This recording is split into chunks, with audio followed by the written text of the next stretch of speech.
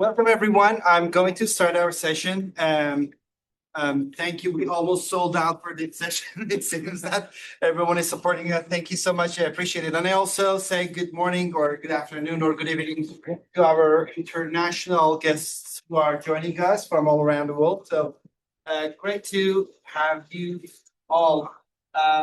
We're going to talk about, today's session, I'm going to talk about from curiosity to classroom practices.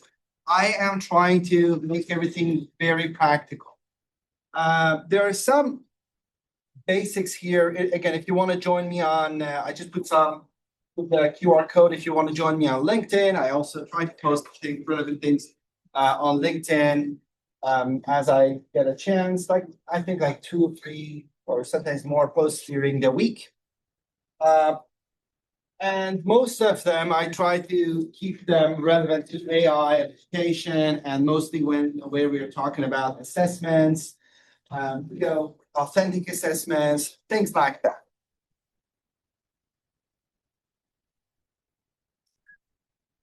So, again, if as you know, Microsoft Copilot is our approved platform to use with Seneca.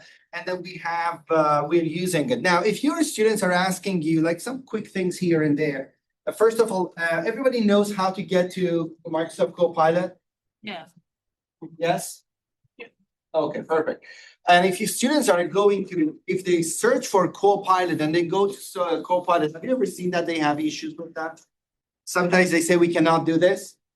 If you see this, there are 2 different versions. So all of our students need to go to Microsoft to office.com, and then from office.com they can go to Copilot. They use Copilot to go to Copilot, like the Copilot link that they search, it doesn't let them in, or they're going into a personal or non-Seneca Copilot. And then again, how are we going to understand that? I think. How can we understand that they're going into Copilot or not, the right one or the wrong one? You can check the green shield. I don't know if you have ever seen this. I'm just going to show it here. So if you go to Office 365, see when I go to Copilot here, on my screen, you can see that I have.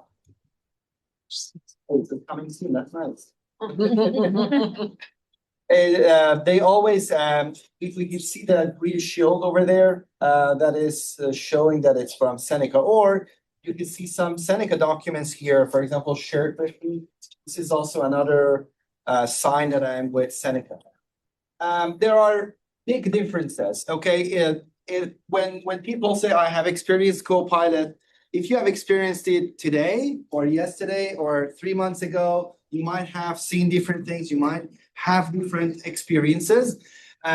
Also wanted to share with you that if you are using your personal computer, personal account, your phone, depending on the phone, if it's Android, iPhone, the results you get are different. This is interesting. We can talk about same thing. You might give the same prompt to Copilot. The same day, we will get 2 different answers. One of them is high quality. The other one is not as we wanted. So be careful when we are talking about these things. Again, I had some assumptions that all of you have some understandings of AI, or you have heard about it, or what that is. And again, if you have any questions about this, you might ask me, or you can add it to the chat box, and when we get to the end, I will try to answer them. Okay. Go to the next slide.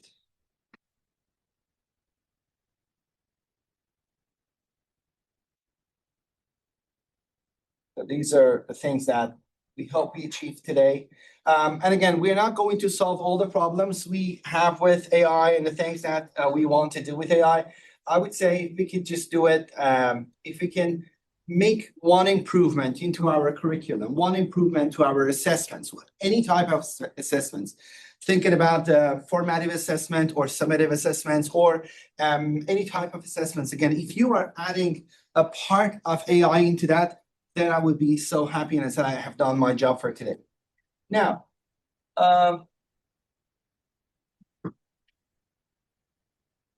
so what Microsoft Copilot can do for us, I don't know why it's like That's the timer. automatically moving or, okay. So one of the things that we could do, we can use Microsoft Copilot to, again, sorry, I just broke out of this presentation slide because it was changing. So.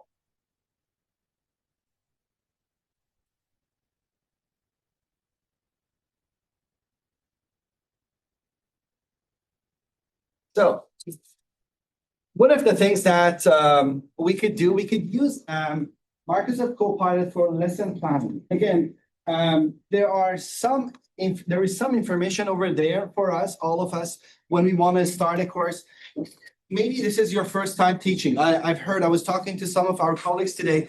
They are teaching courses that they are never taught before because of the things that are happening with continuing education system or the financial part or anything that we see. So because of that, you might have courses, for example, for the summer, or maybe you already have, and this is your first time teaching you, and you can think how much work it is, right? To take a look at this course outcome.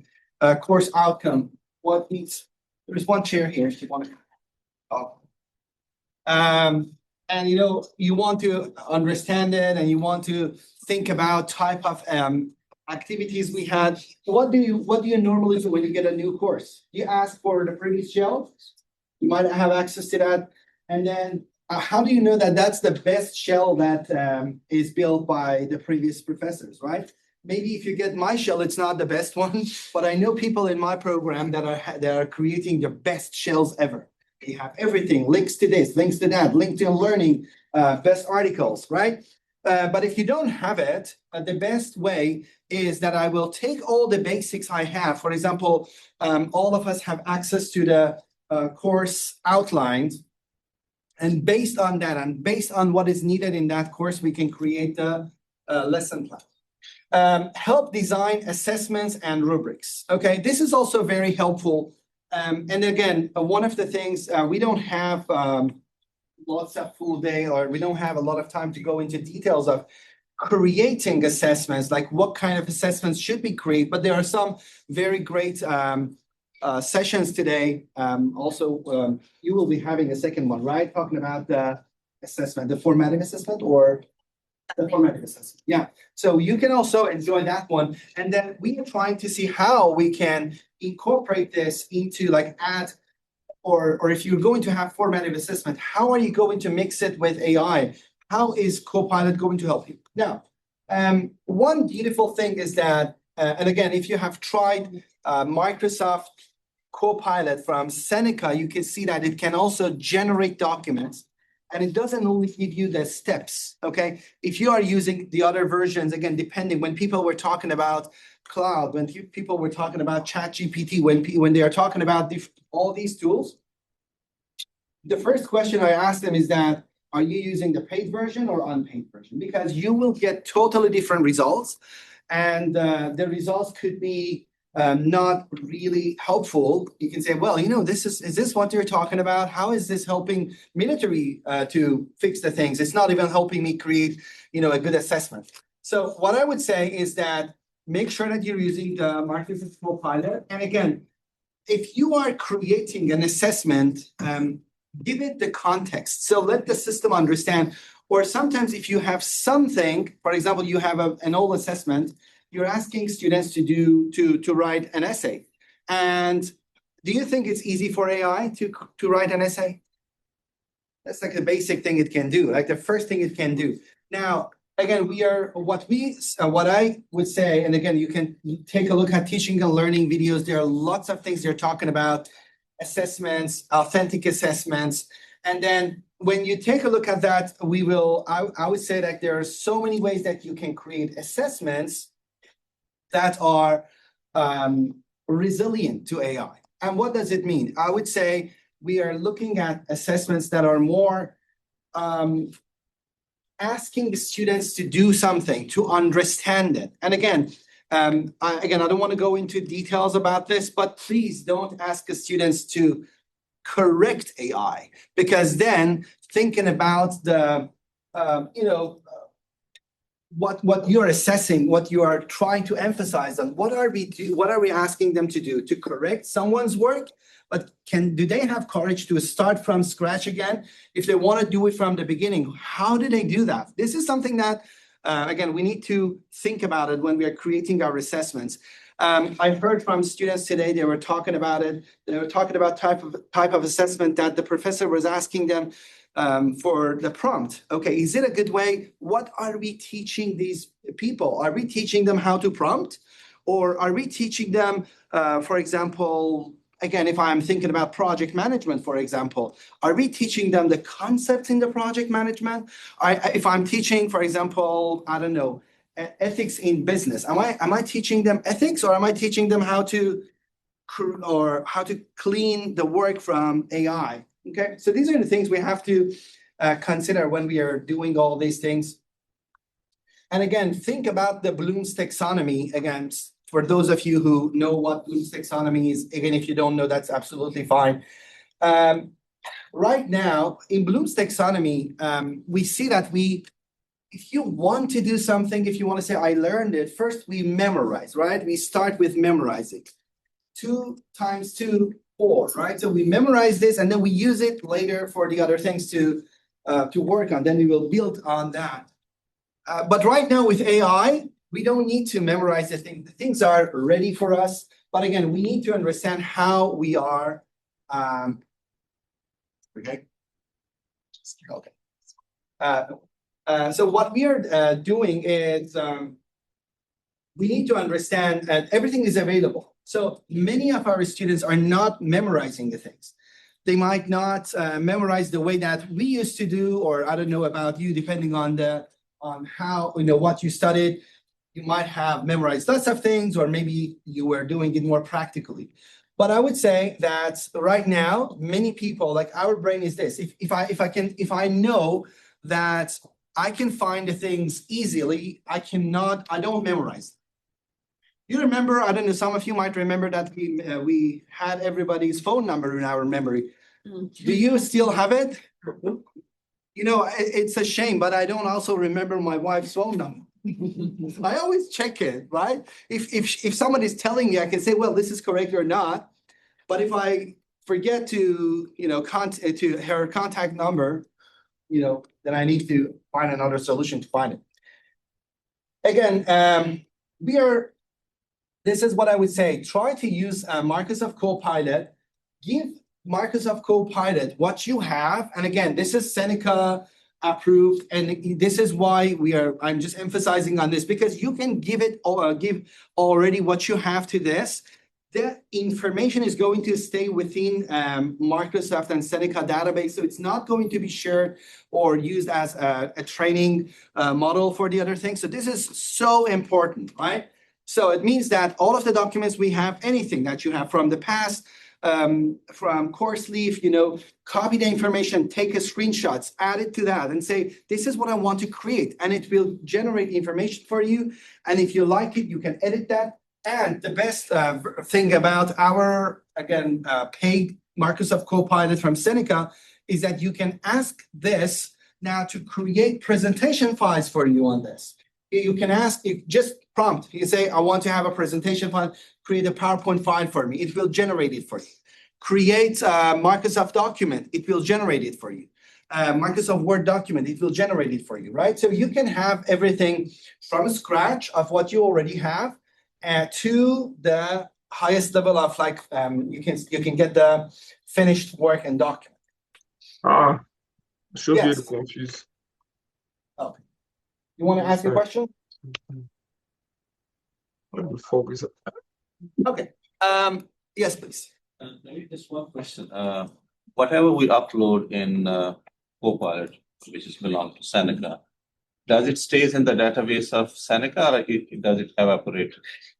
I would say because this is Microsoft, it will stay with the servers of Microsoft, but the part that belongs to Seneca, right? So we have some agreements with them that they are not using our database or anything that we upload there to be used by any other tool. So this means that if one day, there is something that in IT, maybe some of you are experts, you know that.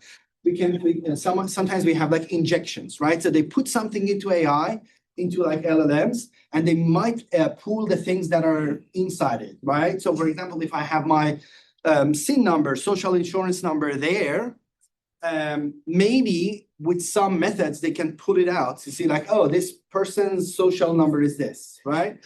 But if when it is within Seneca, then they need to attack the system, go into the pools that are here, and then they have to pull it. No, that's clear. I mean, I hope that's the truth. But let's say the same example. If let's say I upload my SIN in Seneca, Yeah. does that SIN stays in Seneca system because somebody can use from Seneca? It stays within Seneca, but if Seneca database or Microsoft Seneca part is being hacked, then it is not safe. Yes. Thank you. Just regarding your question, when we delete anything in Copilot, it will be kept as a memory. You can go to setting and delete that memory. But I'm not sure if this will delete Yeah, it from the whole system. It does. Anything that you add there, it will stay there. You can, Even if you we can delete it make from it the invisible. Even if To we feel delete it from the good about memory. it. Yeah. The same thing, just be careful, the same thing about Teams, right? So why they? Whatever you think you deleted that, it does, just be careful. Yeah, yes, please, sir. Yeah, is there any difference between the Copilot we use in Seneca than the free version we use at home? Yes. So there are some good things and bad things. So for example, the Copilot version, and again, I could be wrong because they're changing it minute by minute, right? But the last time I checked it, I think it was in the morning. Our Seneca Copilot from Seneca does not have the functionality of chatting, so you cannot talk to them. So the voice capability is disabled. I don't know why, but that is disabled. From what I know or from what I see from my end, but the free version has that capability.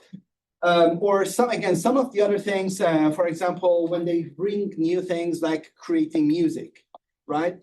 It could be on the free version of the Copilot, but we don't have it in our Seneca. And again, it makes sense, right? They don't want to use the tokens or the space or everything for us to just create one love song. Yeah.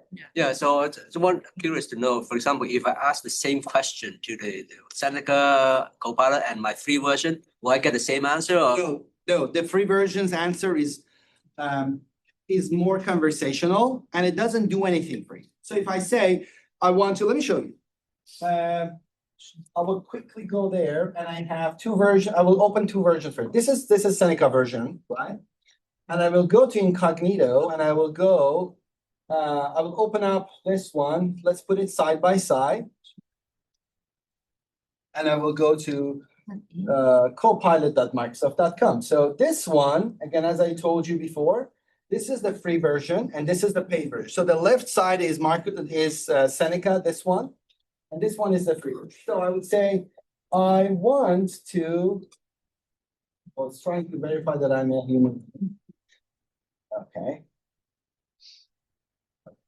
I want to create a data set for my Excel class. And I would say, I want to show 200, let's make it 100 records that shows transactions on my, for example, I could say Amazon account. Okay, so I will copy the same prompt, put it here, and I would say, give me the file as an Excel file. So I would also add this to the other prompt as well. So I'm going to show you like how, okay, so this one and this.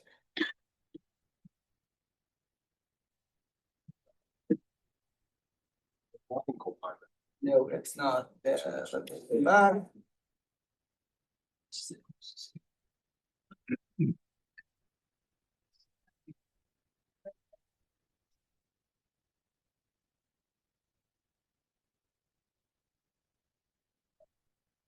So you can see the Seneca shield here. You can see that right now it's using the auto method. It's like checking if it needs to think deeper or not. But this model, it should be sufficient for what we're doing right now. So let me just put it here. It just jumped over there. Let me show you. So this is the, if you can see my screen, this is the file that I got from, can you see that? Yes. This is the file that I got from Seneca, Mhm. okay? And then let me go to, I can download it and we can take a look at it. It's not always the best, but it works. And look at this one. So this one also created the file. And again, majority of the time, the free version is not creating this. It's just giving us the steps and say, here is the one that you have to do this, this, this. So this is what we have from the paid version. Okay. And this is what we got from the free version. So let's just open this again.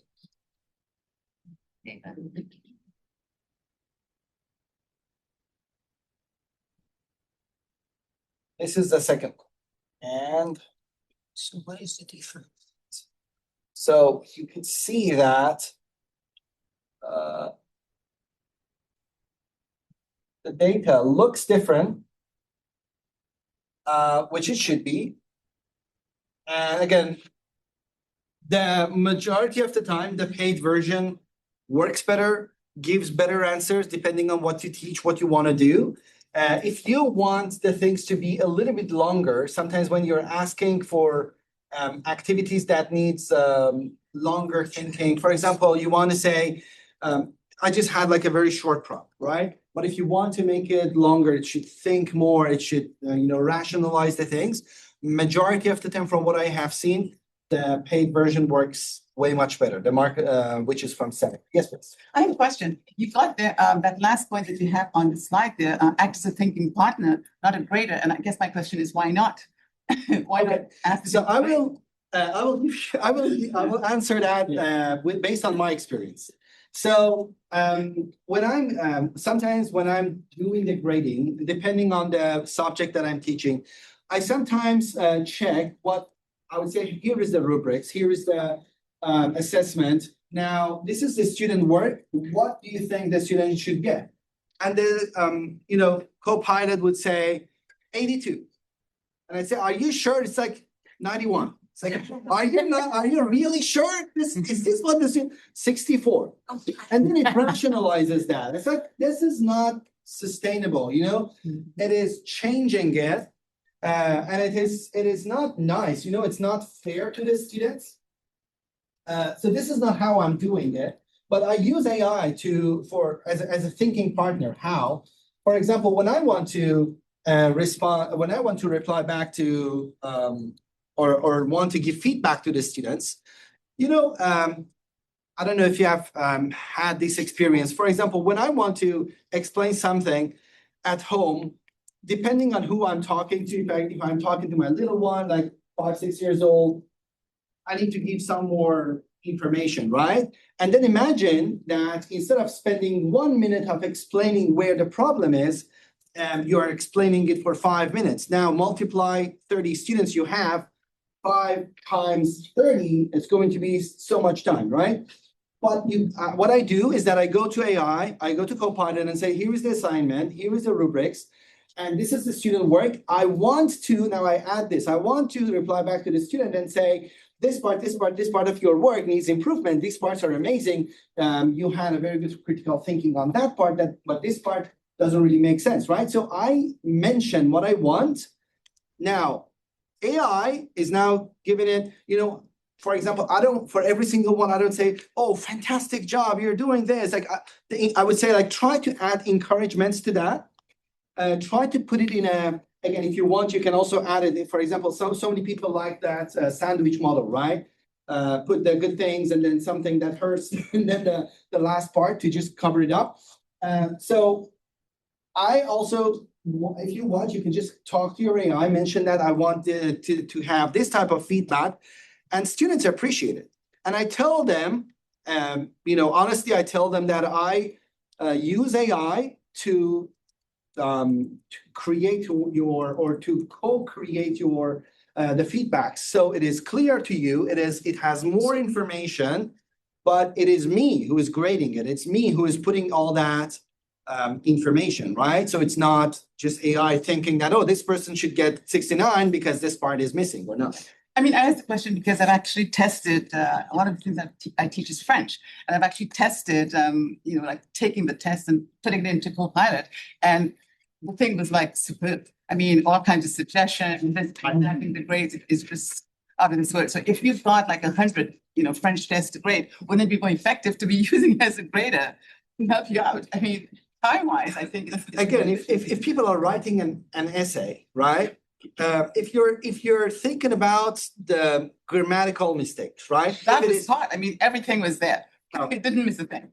To be honest, it didn't miss a thing. Even suggestions. What else can I do to help you?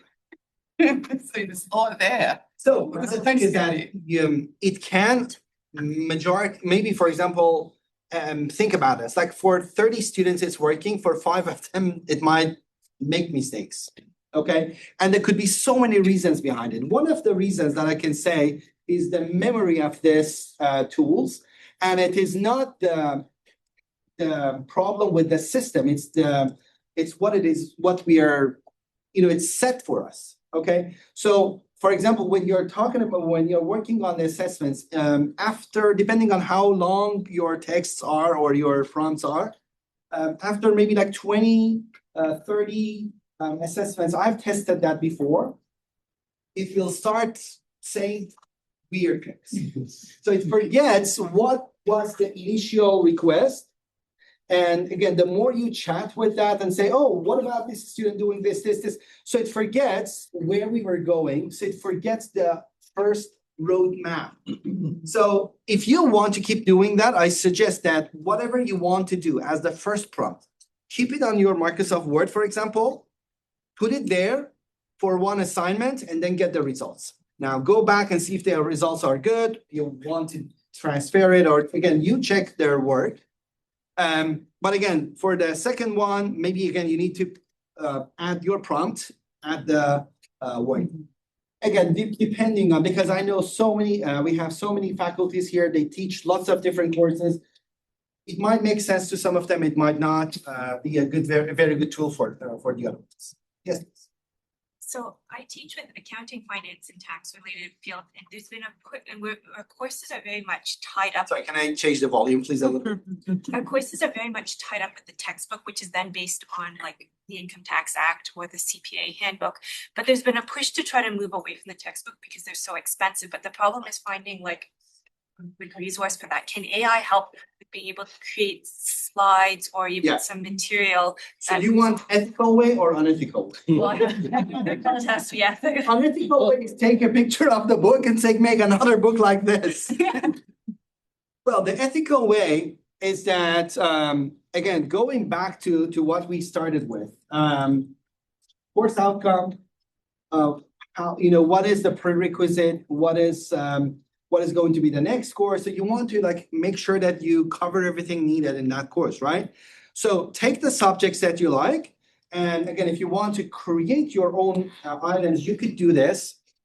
People talked about Notebook LM today. If you have ever used it, if not, you take a look at this. Again, teaching and learning. I know Michael created lots of beautiful videos on that, but Notebook LM by Google is right now free to use. And here, when you go, you can create a new notebook and you can give, I think, up to 100 sources.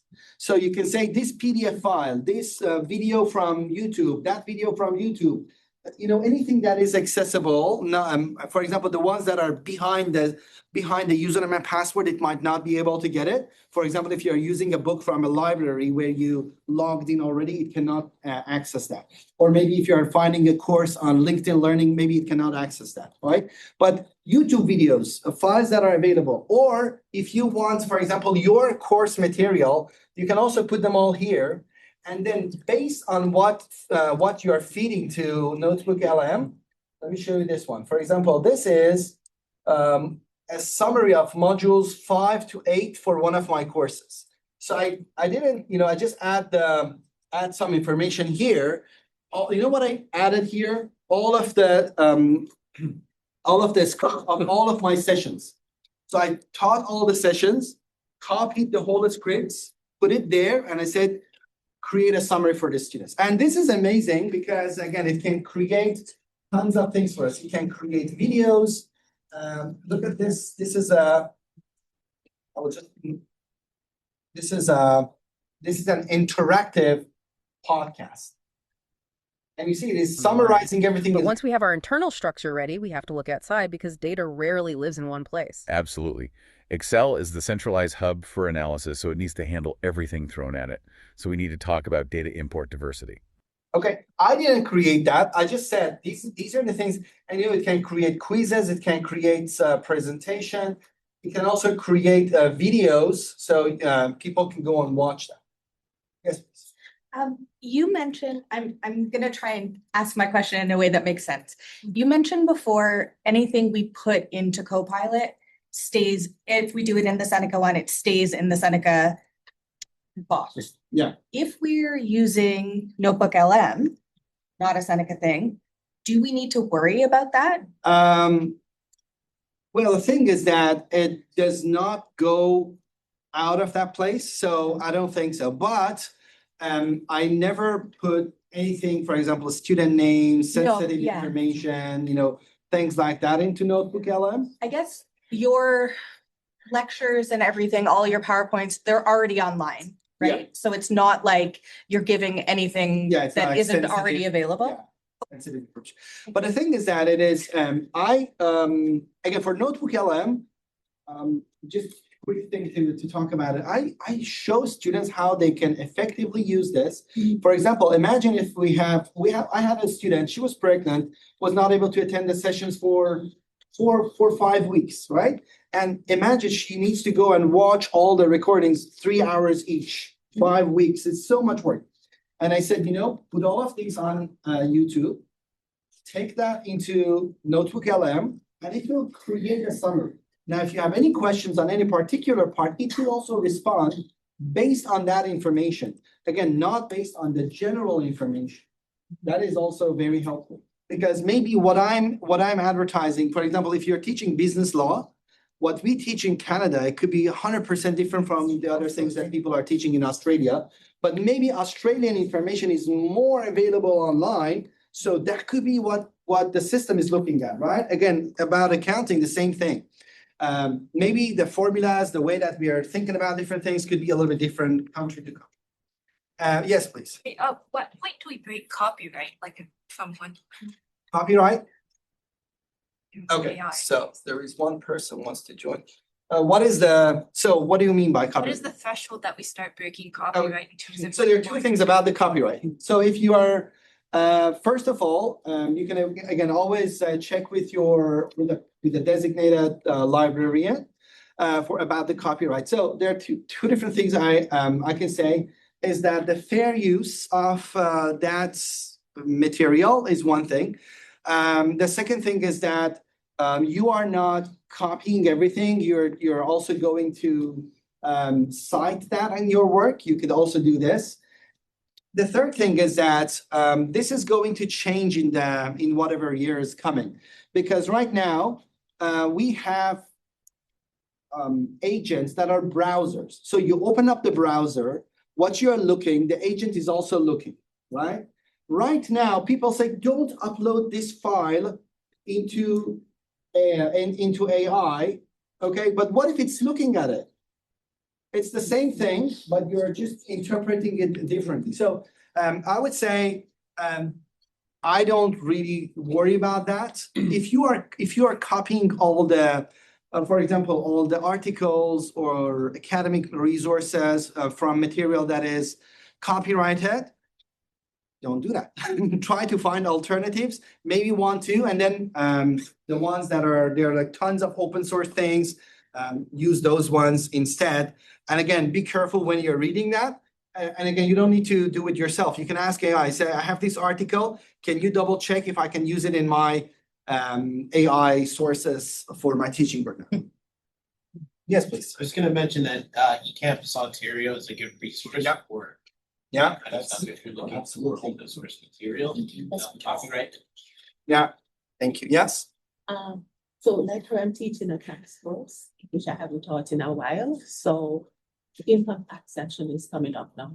Fortunately, unfortunately, I don't know which, I use guides. So CRA puts out these guides and the guides are which we use, so no copyright is there. Would I be able to take my old PowerPoints and put them into PowerPoint and ask it to update it for the 2025? Because they change every year. As long as you go and double check the facts, And then yes. double check. Yeah. It would change my PowerPoints to update. I don't suggest doing this. Just put your PowerPoint, you say, this is my old PowerPoint. Yeah. And say, and then copy what, for example, copy the new information, say, Mhm. here is the new information I want to add to this slide. So you will see, then you will get the final result, Mhm. go and revise it. It's like, Yeah, obviously. I think like it's a very good way of using our time and resources. So I will continue, and if you have more questions, I would be more than happy to answer them. So we talked about this part.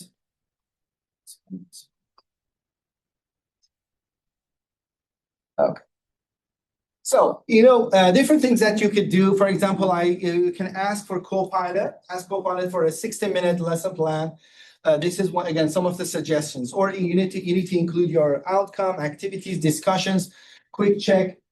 This is very helpful if you are going to create, again, if this is your first time teaching, if you want to be creative, see, okay, I've been teaching it this way. Let's see what Copilot or AI is now suggesting. You can also do this. Again, always please make sure that you're refining that, checking your professional judgment.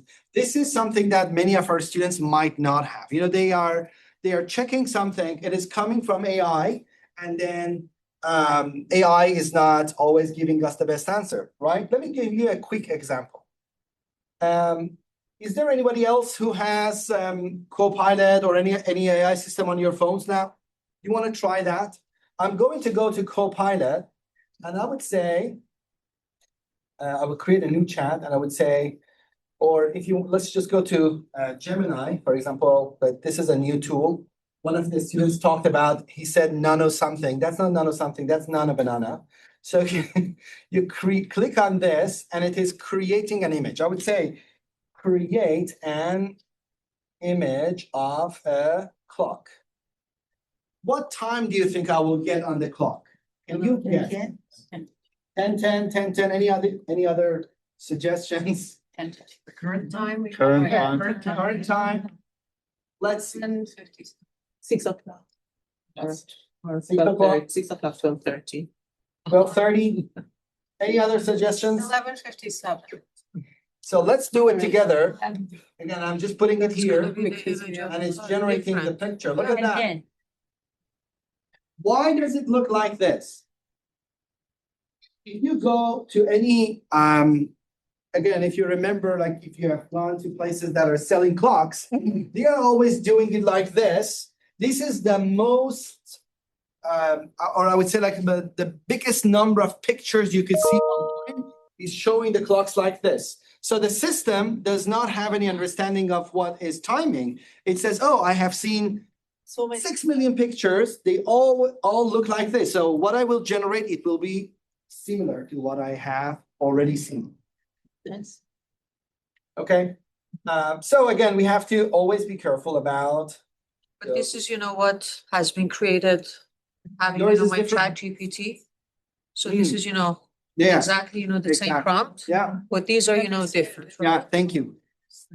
Could be different ones, but again, it will be very similar. Create And I make a report, right? Okay. But this is So- not the paid one, okay? This is the free one. So when we have access to the paid version from the center, we could just go there. So requesting, another thing for the assessments, again, I'm just going to put all of these things faster. So if you have more questions, I will have more time to answer. Should I finish at in 2 minutes? We can go till 12:05. Oh, 7 so minutes. we have 7. The other things I will add here, request tasks that require critical thinking. What does it mean? For those of you, again, there are so many ways that you can add it. Ask students to justify. For example, if you're giving them a task to do in accounting, you can say, okay, so you came up with this number, but tell me how you got this number. And if you have some answers, maybe, for example, multiple choice, maybe you create, like you understand what kind of mistakes they might make. You can give all those 4 choices and say, give me why, or the reason why you thought this one is better, right? So they can come up with some ideas. If you don't have that much time, again, so many of us are teaching those flex classes, and those flex classes, again, when I say like, okay, I'm going to ask the student to justify their things for me, it's like, that's so much work, right?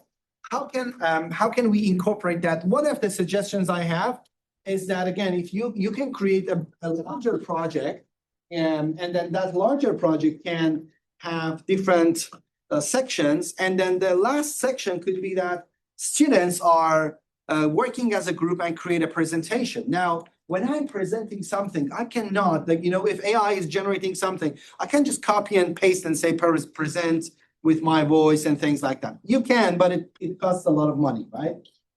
They don't do that. From what I have seen from our students. So again, asking them to give a presentation, I have done it so many times before. I ask students, I show them how to use PowerPoint to record themselves, present, and then what they do is that the whole group has to put all the videos together, upload it on YouTube. And I can go like 2x, 1, whatever you like, 1.5 or 2x. So it's like faster. You could just like understand what's going on. If they had a good understanding, then give them that portion of the grading. So it's like more critical thinking. You understand that students did not just give me the answers. They have understanding of what's going on. So this is, again, give us I feel more comfortable when I see that they have these skills. Real workplace scenarios. What I would say is that I always try to search online and see what we have or what has happened recently. For example, with depending on what course you're teaching, you might say, oh, this is the recent thing that happened to OSAP, right? In accounting, now the person is going to get a loan. How much do they have to pay? For example, if the if the paying back is like 2%, what's going to be the monthly payment? Now they need to come up with those. And again, this is the real scenario, the newest one. And previously, we had to do so much work to prepare them. Now we can do so much work on research and then create these things. So students are also very updated to the things that are happening around. Shift from recall to application and reflection. Again, we talked about this. These are more about authentic assessment and maintain faculty control over final design. So this is what I was suggesting. We can create clear rubrics. Again, rubrics are very helpful. You could do it with, is this what you're adding like as a rubrics in Ultra, Blackboard Ultra? Yeah, I'll showcase how you can generate rubrics in Ultra. Yeah. So this is the marketing part. I got paid to just advertise. But the thing is that, yes, Blackboard Ultra can do that. You can also use AI, Copilot, or any AI tool that you're using to create rubrics for your tests or assessments, anything that you have. Focus on arguments, evidence, and reflection. And again, many people suggest things related to prompt clarification, things like that. I will stay away from those because, I don't want to know what kind of prompt you use. Maybe your prompt was in Mandarin, right? Maybe your prompt was in another language. I don't want to know that. As long as you have a good understanding of the results, I'm happy with that. So increase consistency across grading, reduce workload while maintaining quality. Again, how do we reduce the workload? With asking AI to do this, and then instead of us doing it, the AI is doing it for us. So risk of misuses by students. Please do not, be very careful when you're talking about detection tools. The detection tools do not work. I just copied one part of my book to AI, and it said how it was AI being used, and it said like 70%. I said I wrote this book 15 years ago. We didn't have AI at that time. How do you say that? So depending on how clear the text is and those kind of things, it might say that it is AI detected. Unfortunately, I've heard from some faculty, not from Seneca, saying that, when I feel that this is AI generated, I just give them 0. If they come back and say I didn't, then I will give them the real place, which is, again, I don't like it that way because I might be too shy to ask for those kind of things. So, but the thing is that need for assessment redesign, if you have lots of multiple choice questions, AI is doing it fantastically. Students even don't need to log in, right? I can just go to my browser and say, here is my username and password. Here is the link to our Blackboard. Go there and then say, check if there is any assignments due, do them. And it will go and say, it's like taking pictures, answering everything, and it will do the job. So I have tested that it works perfect, especially with multiple choice questions. It's doing a fantastic job. Again, those of you who are teaching anything related to math, ChatGPT, Copilot, they were lagging before. I checked them recently. They are especially, again, because Copilot is based on ChatGPT models, it is working perfectly. So the answers you get are going to be, I would say, like 95% correct. Sorry, could you repeat your prompt for this last point you made?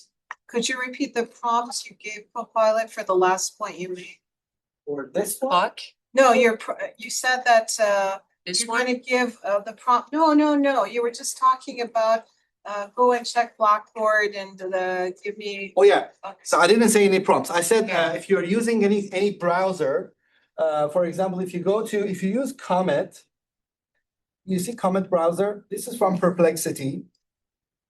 And just to let you know, all of you as faculty, you can have 1 year of free pro version of Comet. So you just need to send them some proof that you are faculty members. So you can get free version of this, and it's going to do the things for you. It does lots of things for me. For example, I say, I want you to make my Facebook account more secure. I log into my Facebook, it will go and change the settings and say, oh, this looks more secure. So again, it can do lots of the other things, as I said. For example, the answering all the questions, everything could be done automatically. We have 1 more minute. I will just go over these items here. And if you have more questions, we can stay. If you want to go, that is absolutely fine. I already shared all of my deck on SlideShare, so you can go and find everything over there. Or maybe we are sharing those with you as well. Let's see. Principles for, again, be transparent about when AI is being used or allowed. Please be careful. Let the students know that they have to let you know if they're using it. Again, I'm not too sensitive. I would say, like, there are some tests that they can use, they cannot.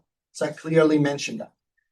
Align AI use with learning outcomes, require reflection on AI use, keep faculty accountable for final decisions. This is what I wanted to say. This is the ethical part of this. If you are using AI to, as you mentioned or asked earlier, if you're using this, for example, if I mistakenly give, I don't know, 80 to one student that deserves, for example, 95, I'm accountable. It's not AI. And again, we have to be careful about it because right now the AI governance and AI I would say especially AI governance is still there. We are working on it. For example, we have self-driven cars in the US, which is very popular. I don't know if you have heard of Waymo. These are the self-driven cars. Now, if they have an accident, who is in charge? The company or the car, right? So this is what you can see in lots of different states in the US, and they're self-driven. So the company is in charge for those cars if they have an accident.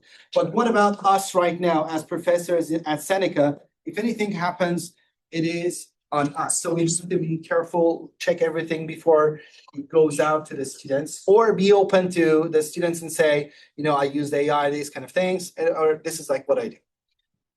Does it mean 5 minutes or does it mean stop? Stop. We have a question online. Sure, please go ahead. We have friends from all over the world here online as well. Yeah. So Brendan asks if Comment is able to sign into your Facebook account, for example, does that mean it's agentic AI? It is agentic AI, and it can go there. So you can add it in a prompt. You can say, here is my username and password. Or if you don't want to give the username and password to Comment, you could just log in yourself into Comment, log in into Facebook on your Comment, and it can, this is agentic AI. There are some other tools. Again, I want to be very cautious about the tools that I'm suggesting to you, because some of them could be a little bit harmful in some cases.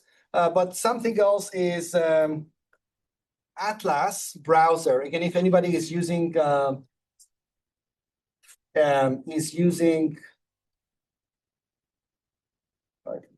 there. We are over time. Sorry to let you know.